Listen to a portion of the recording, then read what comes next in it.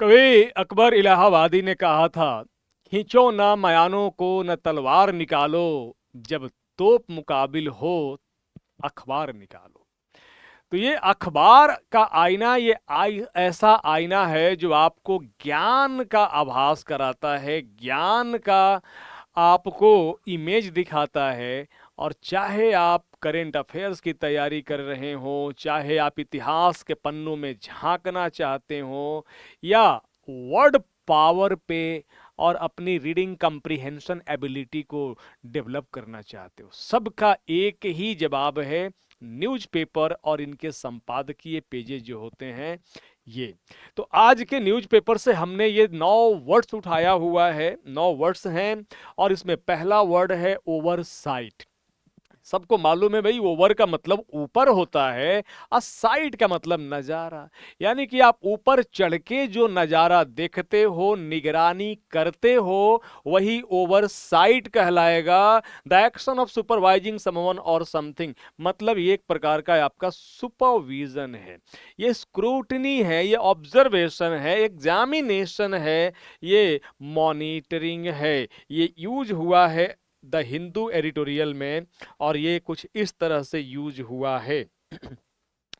यहाँ पे आया हुआ है जुडिशियल ओवरसाइट, मतलब जुडिशियरी का, हमारे देश की जो जुडिशियरी है उसकी निगरानी, उसका सुपरविजन। अब हम चलेंगे अगले वर्ड पे, और अगला वर्ड है डिस्कार्ड। कहा जाता है the world is stuck in someone else discard chewing gum, मतलब ये हुआ कि किसी के फेंके हुए, खाकर चबाकर फेंके हुए च्युइंगम में ये दुनिया उलझी है, फंसी है। तो वह च्युइंगम जिसको खाकर फेंक दिया गया है वो आपका डिस्कार्डेड हो गया। मतलब अगर किसी आइटम का, किसी चीज का आपने यूज बंद कर दिया है तो वो आपका डिस्कार्डेड कहलाएगा। जैसे डिस्कार्डेड इज नॉट नीडेड, मतलब जिसको डिस्कार्ड कर दिया, मतलब उसका इस्तेमाल बंद कर दिया, to protect what truly matters.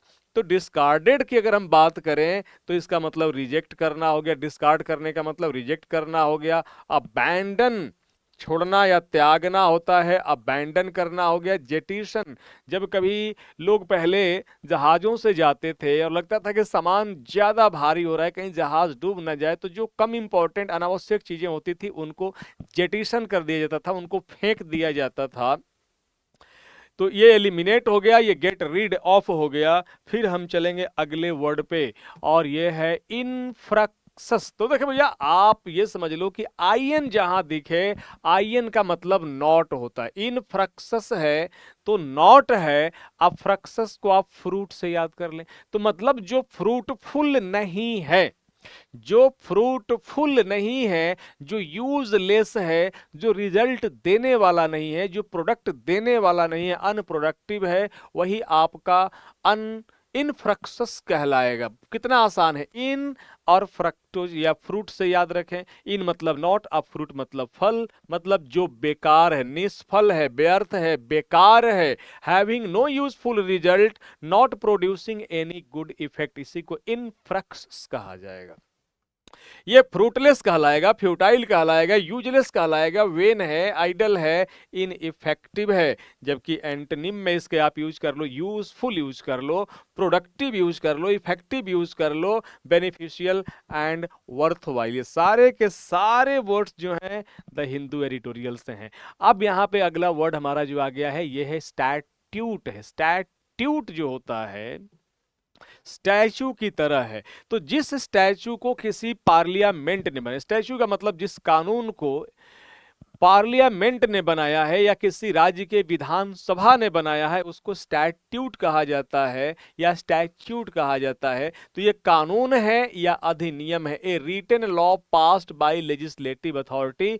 State का जो पार्लियामेंट, जो लेजिस्लेचर होती है, या हमारे सेंटर का पार्लियामेंट है, उसके द्वारा। तो ये लॉ है, एक्ट है, लेजिस्लेशन है, इनैक्टमेंट है, ऑर्डिनेंस है, स्टैट्यूट। तो जिस स्टैच्यू को स्टेट ने बनाया, मतलब जिस स्टैच्यू को हमारे लेजिस्लेचर, स्टैच्यू का मतलब लॉ को, जिस जिस कानून को हमारे लेजिस्लेचर ने बनाया, पार्लियामेंट ने, उसको हम अधिनियम या स्टैट्यूट कहेंगे।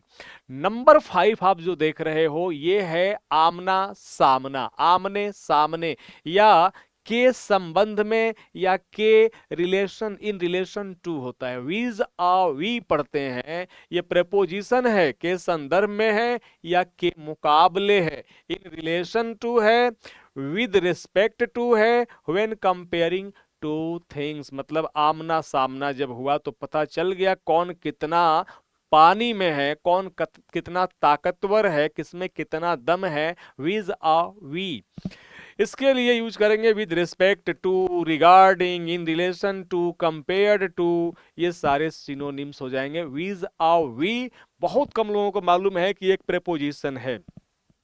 अगला वर्ड है चिलिंग इफेक्ट। जैसे अभी जंतर मंतर पे जो प्रदर्शन हुआ और पुलिस का जो रवैया रहा वह चिलिंग इफेक्ट पैदा करने वाला है। कितनी बेरहमी से पीटा गया, महिलाओं के साथ, बच्चियों के साथ, मतलब कि एक प्रकार से शेमलेसली पुलिस ने व्यवहार किया, उनके साथ बच्चियों को मारा भी गया। किसी दिखा वीडियो में तो ये दिखा कि किसी के चेस्ट पे पुलिस वाला मार रहा है, तो कहीं प्राइवेट पार्ट में डंडे का यूज कर रहा है।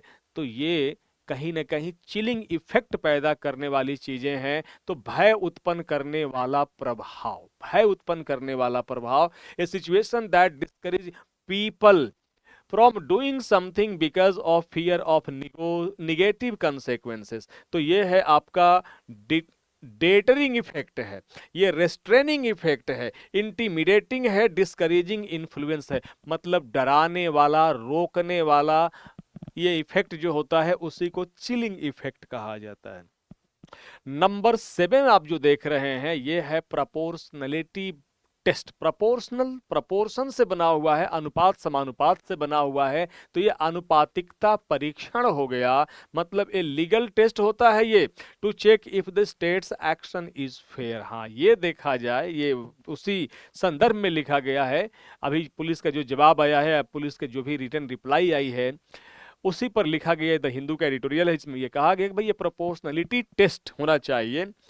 क्या कि पुलिस का जो एक्शन था जंतर मंतर पे, या चाहे रांची में, झारखंड में हो, चाहे कहीं भी हो, क्या ये सही है लीगली, क्या लीगल ग्राउंड पे वो सही खरा उतर पाता है। तो ये legal test to check if the state's action is fair and balance with in the right with the right affected. तो ये बैलेंस टेस्ट हो गया, ये रीजनेबलनेस टेस्ट हो गया, फेयरनेस टेस्ट हो गया कि पुलिस का एक्शन कितना सही था या गलत था। इसी टेस्ट को क्या कहेंगे, प्रोपोर्शनलिटी टेस्ट कह देंगे। नंबर 8 है एन मास। एन मास भाई प्रदर्शन करने को एक बच्चा थोड़ा ही नहीं गया था, बहुत सारे लोग गए थे। लोगों का तो ये कहना है कि वहां प्रदर्शन करने वाले रीलबाज गए थे। अरे चलो रीलबाज ही सही, लेकिन रीलबाजों ने अगर एक तानाशाही सरकार को झुका दे तो वो भी बहुत बड़े काम के हैं, अपने लिए नहीं। अपने लिए तो सभी काम कर लेते हैं, अपने तो सभी जिंदगी जी लेते हैं। अगर वो देश के बच्चों के लिए, नौनिहालों के लिए, परीक्षार्थियों के लिए अगर उन्होंने ऐसा कर दिया तो कमाल ही कहा जाएगा। उसके बाद देखें, जेन जी छोड़ दें, जेन अल्फा वालों ने कहाँ कहाँ स्कूलों में जो जो कमियां हैं, कहीं तबेले में स्कूल चल रहा है तो कहीं सड़क, कहीं पेड़ के नीचे चल रहा है, और बच्चे बाहर आके अपनी आवाज बुलंद कर रहे हैं। तो उनको एक वॉइस मिल गया है इस प्रदर्शन से जो जंतर मंतर पे हुआ। तो एन मास का मतलब होता है सामूहिक रूप से, एक साथ। यह एक फ्रेज है, इन लार्ज ग्रुप होता है, together as a whole. Collectively कहेंगे, टुगेदर कहेंगे, इन ए बॉडी कहेंगे, इन बल्क कहेंगे। जबकि अलग अलग जाएंगे तो इंडिविजुअली, सेपरेटली कहेंगे।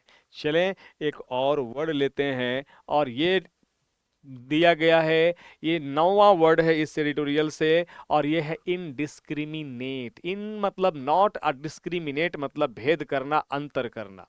तो हमने बताया पहले भी कि देखो, इन का मतलब नॉट होता है, डिस्क्रिमिनेट का मतलब भेदभाव। तो बिना भेदभाव सबको एक बराबर, सबको एक लाठी से हाँक देना, सबके साथ एक व्यवहार कर देना ही क्या कहलाएगा, इनडिस्क्रिमिनेट। अंधाधुंध जैसे अपराधी आए और जो भी सामने आया सब पे गोलियां चलाते चले गए, चलाते चले गए, that will be called indiscriminate firing कहा जाएगा उसको। बिना भेदभाव के, डन विदाउट केयरफुल जजमेंट और डिस्टिंक्शन, नॉट सेलेक्टिव, इनडिस्क्रिमिनेट, बिना भेदभाव किए सबके साथ एक बराबर, एक तरह, रैंडम, आर्बिट्ररी, अनरिस्ट्रेंड, बेलगाम, अनियंत्रित रूप से, अनसेलेक्टिव। स्वीपिंग हो गया, जबकि मुंह देखकर व्यवहार करना जो होता है वो सेलेक्टिव होता है। डिस्क्रिमिनेटिंग, भेदभाव करने वाला जुडिशियस होता है, कॉशियस होता है। तो इस तरह को की चीज़ों को सीखने के लिए और दिमाग में बैठाने के लिए अगर कोई वर्ड मीनिंग रटता है तो उससे बड़ा कोई अपराध कर ही नहीं रहा। कभी वर्ड मीनिंग रट के अपनी आप वोकैबुलरी को एनरिच कर ही नहीं सकते हो। एनरिच करना है तो कंटेक्स्ट में पढ़ना होगा, लाइंस में पढ़ना होगा, ये एडिटोरियल्स के पेजेज में पढ़ना होगा, उसको स्टोरी में पढ़ना होगा, नॉवेल में पढ़ना होगा। ऐसे बिना पढ़े हुए कोई चाहे कि रट के करें, वो कभी नहीं हो सकता है। जय हिंद।